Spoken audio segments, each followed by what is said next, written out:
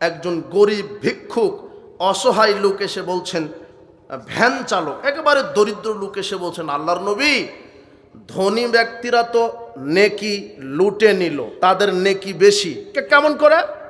তখন গরিব লোক বলছে, আমরা সালাত আদায় করি, ধনীরাও সালাত আদায় করে, আমরা সিয়াম রাখি, ধনীরাও সিয়াম রাখে। তো ধনীরা হজ করে, জাকাত দেয়, জিহাদ ফান্ডে লক্ষ হাজার কোটি টাকা দান করে, তো আমরা তো হজ করতে পারি না, গরিব মানুষ, আমরা তো উমরা করতে পারি না, গরিব মানুষ, আমরা তো জাকাত দিতে পারি না, গরিব মানুষ, আমরা তো জিহাদ ফান্ডে অত টাকা দান করতে পারি না, গরিব মানুষ, তাহলে ধনীরা কি বেশি নেকি পেল না?